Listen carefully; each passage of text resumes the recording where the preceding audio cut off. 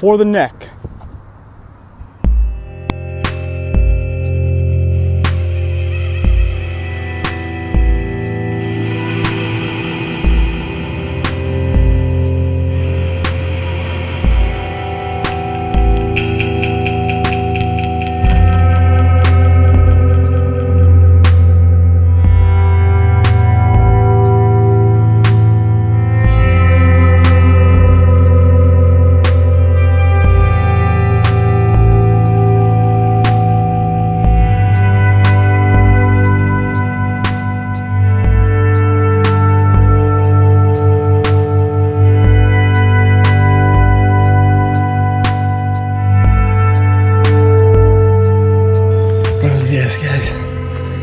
Passing out last night super early because I found a flight home. We're in Guatemala, as you know, and yeah, it's been real. It's been insane. It's been hot, sweaty, dirty, unplanned. What else? Just so sporadic. Some of it's been cheap, some of it's been expensive. It's been beautiful. I'm so grateful. Everybody that's just been hooking me up with a little bit of help on these travels, I cannot thank you guys enough. You all know who you are. But we found a cheap flight home, and I got some stuff to do. I got some snowboarding to do. I got some surfing to do. So it's actually 5:50 in the morning right now, and it's blasting Bluebird. We're gonna walk down here, hopefully find a Collectivo or taxi or something, and we're mobbing it to the airport. We're sending it home. It's not over yet.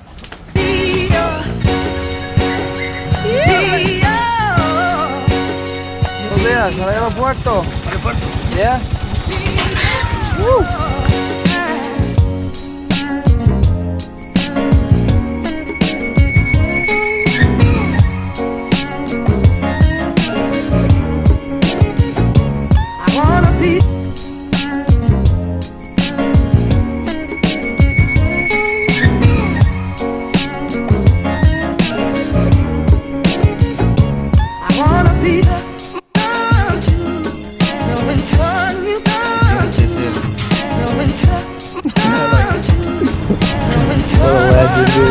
Guatemala's so funny. The entire airport right here.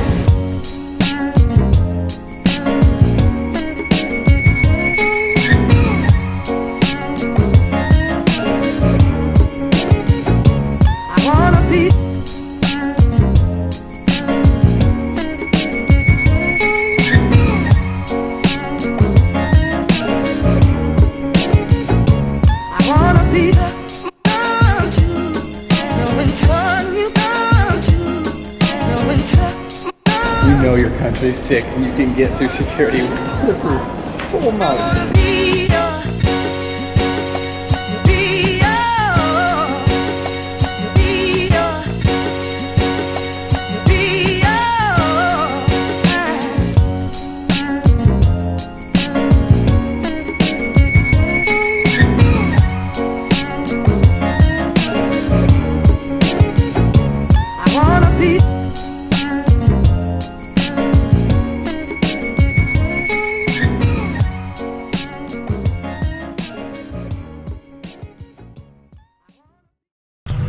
Thank you, brother.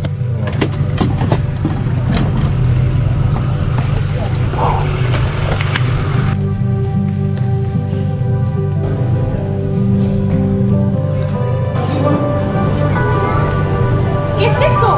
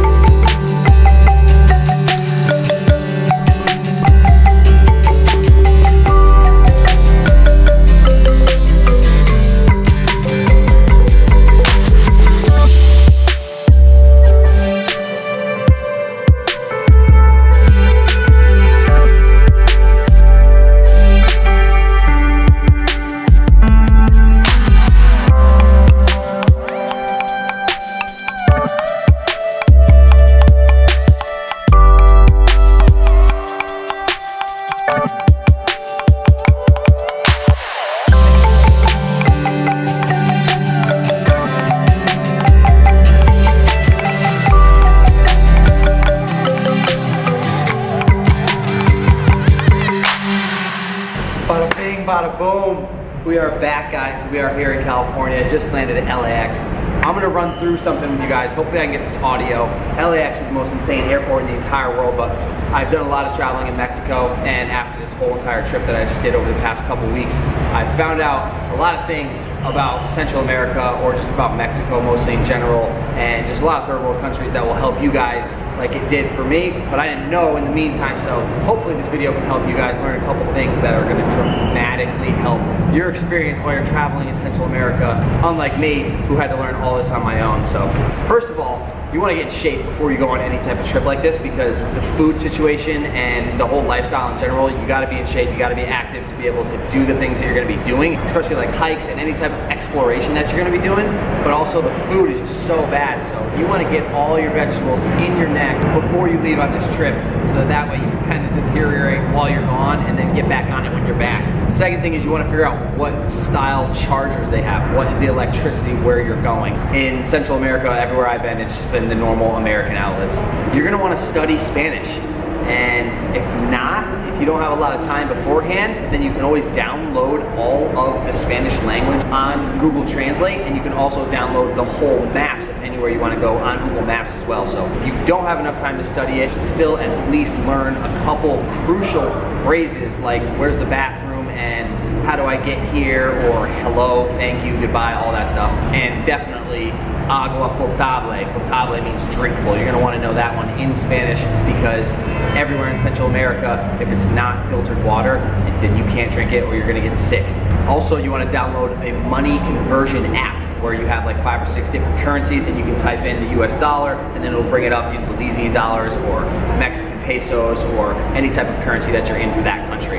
And when it comes to exploring that area, if you want to figure out cool stuff to do, you can just go to YouTube, or you can just type in on Google what to do in said location, and a whole bunch of stuff will pop up. Or you can watch videos like mine from people who are traveling around making videos in the exact spot that you're going to be at. I would also suggest buying an external battery pack. I have a massive one that can literally charge my MacBook 2 full times, and it's the most crucial thing ever, because you're not always going to be able to find outlets, and if you're on a bus or something for a long period of time and your phone dies and you don't know where you're going, then you're going to be absolutely screwed. So external charger, absolute necessity. Also, I would say if you skateboard, bring your skateboard, even if it's all dirt roads and whatnot, unless you don't plan on it at all and you want to pack really lightly like I did on this past trip that I just did. Bring a skateboard. Those long walks add up, and just to be able to throw your board down and pump, or even better, throw your bag down on your board and then walk it like a dog, is an absolute lifesaver. When it comes to money, the best way to get the exact conversion is to either go to your bank beforehand, and if they don't have the currency right then and there, then they can order it and they can get it in before you leave. But if they don't, then go to the ATM when you get there and pull it out of the ATM, and you'll get the exact Google rate. It doesn't get better than that. Every time you go to a currency place, they're always pulling a bunch of cash from you, so you don't want to be giving anybody your cut. And then when you do pull out money, you want to just take like $100 or something, find a little hidden stash pocket in your bag and hide it for extremely serious situations, because if you ever get your wallet stolen or you get your phone taken and it's got your money in it or something, you don't want to have absolutely no resort and have no backup credit cards or anything.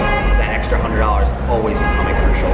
Bring the least amount of stuff you could possibly bring. Whatever you think you're going to bring right now, think about less than that, and then know that that's way too much. I've never gone on a trip and then come back and had everything that I brought been utilized. Even this time, I literally brought like half a backpack full for a couple weeks in Central America, and there was boxers and stuff that I never used in there. So pack as light as you can, because you're gonna have a backpack on, you're gonna be walking around as much as you've ever walked around in your entire life, and the least amount of weight is the better for your neck, your back, everything about it. And something that may seem a little crazy is not planning, but if you don't plan your trip that much, maybe just get the baseline of where you're going to be going, where you're flying into, some of the things you want to do and see. But if you plan too much, then it leaves so much room for failure. And if you don't plan at all, then it leaves so much room for opportunity of epic people that you can meet. You can go to hostels and stuff, talk to somebody there, and the next thing you know, you're jumping in with them and your whole routine switches up, and you don't want to have a whole mindset acting like you broke your plans and you're going crazy because you don't know what's going on. So just leave it open. Let the universe do what it's going to do, go with the flow, and it always works out. Which actually leads me to the fact that you have to have confidence in this whole thing. And you have to have true faith in humanity, and You might be scared because what happens if this happens, or what happens if you break down here and you can't find money, or what happens if you lose your card and stuff. There's always people wherever you are, and the number one thing that we as humans love to do is help others. And you obviously have to use, you know, your judgment, your intuition. If someone seems sketchy and they're staring at you and they're grinding their teeth and they're just looking all grimy and crazy, then don't get in the car with them. But if somebody's nice and somebody's positive and they're trying to help you out, listen to them, take their advice, and just go with the flow. So that's basically everything from before you leave to some stuff when you're landing. But when you arrive, you want to remember that the dates are backwards. That's a crucial thing. It goes day, month, year, which actually makes a lot more sense because it goes in sequential order. And also the US is the only country that uses our system of measurement. Everywhere else uses kilometers, they use meters, they use kilos, and yeah, you want to maybe get a conversion app for that, or just kind of get a peace of mind of how it works. But you're gonna be confused either way. The Celsius thing, we're the only ones who use Fahrenheit. It's so awkward, nobody knows why. So when it comes to transportation, some places have things called collectivos, and that's where it's kind of like a van, or sometimes it'll be a dirt bike with a cage around it and you can fit a couple people in it. But a collectivo basically means it's a shared ride, and if you pay, say, 200 currency for a ride one way, collectivo means that as many people as they can fit in that car are gonna split that. So instead of you paying 200 pesos, everybody's gonna pay 200 pesos. So that comes down to maybe 40 or 50 pesos per person if you can fit 4 or 5 people in that car. And I hate to say it, but you have to bargain and you have to barter, because coming from a third world country, they're just throwing it out there. It may only cost them 10 pesos to bring you somewhere, but there are people that are stupid that show up and they'll say, how much for a ride here? And they say, oh, 500 pesos? Someone just pays it. And they're gonna make a couple days salary off of that, and then they're gonna start getting used to that, and because they're getting used to that, they're gonna charge that, and then people are gonna start paying it, and then next thing you know, that's the new normal. And if you're trying to be able to travel in these countries and save money, and I'm not saying that these people don't deserve money, I'm saying that they have a set rate that is good for them, that is actually gonna benefit them and is a solid pay for what they're doing, and you have to figure out what that is. They're not gonna give you a ride if they're not gonna make money off of it. So that's why you always see me in my videos, they say 30, I immediately know that they're down to take 20, so I throw down 15 and they say yes. So I got a cheaper rate and everybody's stoked. So that also comes in a little bit with being able to speak the language. If you study a little bit, they give you some more respect if you can come to them and say, hey, how much is this, in their language, and then they say, okay, this kid knows what's going on, I'll hook him up a little bit. And then when you do pay, make sure you count your change, because I have been given the incorrect amount of change so many times, and you look at it and it's just all this crazy currency and you just trust them and you close it. If you count it, you're usually off by 10 pesos, which is $1, and if you're losing $1 on 100 transactions throughout your trip, that's just not okay, not for me at least.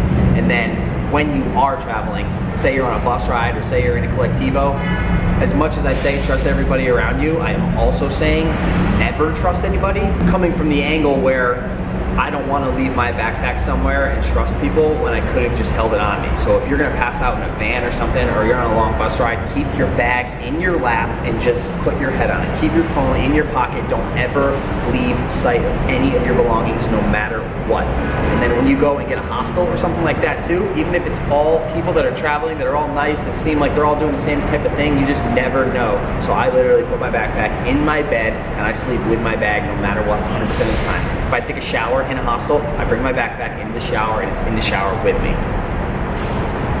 Not literally getting wet, but you know what I'm saying. It's in the general area of the shower where I can see it.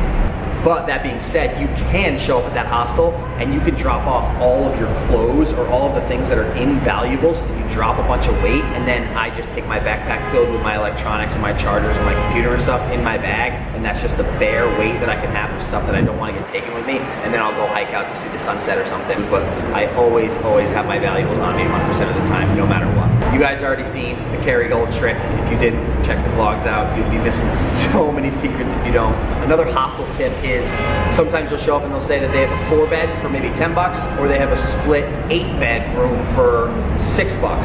And the 4-bed room will be completely filled, and the 8-bedroom will be not filled at all. So I always say, can I see what the beds look like, or can I see the 2 different rooms? And then when I walk in, if the beds have stuff on them, I will take that into effect, and I'll be like, okay, this 8-bed one that's supposedly cheaper because there's so many people in there actually has nobody in there, and that's why you've seen me in these past vlogs getting entire hostels to myself, because I would get the cheaper one, which nobody wants to do because they think it's going to be more crowded, and then sure enough, nobody does it because everybody thinks no one's doing it. A good one is in Mexico and a lot of other countries, they don't have the same irrigation, they don't have the same plumbing, they don't have the same water, they don't have the same really any type of systematic ways that we do around here. So a lot of times when you use the bathroom, you have to crumple up your toilet paper and throw it in the garbage. Just a random thing to let you guys know before you get there and you're shocked. And a lot of times they also won't have toilet seats. So you're gonna learn a whole lot about how your insides work and how much different it is when you're using the bathroom and you don't sit down, and how little you'll be scrolling on your phone when you don't have a toilet seat. We're getting towards the end here. Just a couple random ones is just basically get ready to be stared at like you've never been stared at in your life. You're a foreigner. A lot of these people have never had enough money to even leave their country and never will. So when they see somebody with blonde hair and blue eyes and they're 6 foot and they're carrying around a giant backpack, they're gonna stare. Get used to it, smile back. And one of the things that I love more than anything that you should probably learn how to do is wink. Someone's staring at you, and they're staring at you for long enough, or even on a pass by. If you hit them with a wink, they're so blown out of proportion, they either look away right away, it changes their like weird face into a smile, and they're like kind of just thrown off guard, and definitely doesn't hurt with the ladies either. So yeah, that's pretty much it, guys. The only other stuff I have written down is basically just to have confidence in yourself, like I said before, have faith in people, know that people love helping people out. It's in our heart, it's in our freaking soul. It's what we love to do underlying. If you're in the middle of nowhere and there's somebody broken down on the side of the road and you're the only one there and they got a tree falling on them or something, you will love to help them out. The feeling that you get from helping somebody is incredible. It's why we do what we do. So not only be helped, but do the helping. It goes such a long way. It's great karma, and yeah, that's why we're here in this life. That's pretty much it, guys. I just want to say a huge shout out to anybody who helped me out along the way on this trip, all the Patreons, even just you guys watching. It means so much to me, and you guys helped make it so much better, so much more fun. I will leave the link below in this description to the playlist that I made of all the videos of me traveling through the Yucatan Peninsula and Guatemala and islands of Belize and whatnot. And yeah, if you like it, obviously, improve it, share it, tell your friends, whatever, comment. We're stoked. We are always dreaming out here. Tomorrow, I am gonna do a digital detox. So I'm gonna upload 2 videos tonight, set them on a timer, and then I'm taking complete 24 hours away from everything, and you won't see me on Instagram. If you guys aren't, obviously follow your boy on Instagram. And if you haven't seen all the videos, make sure to check all of them out, because in the next couple weeks, I am going to do a kind of trivial contest of some stuff that happened along this trip.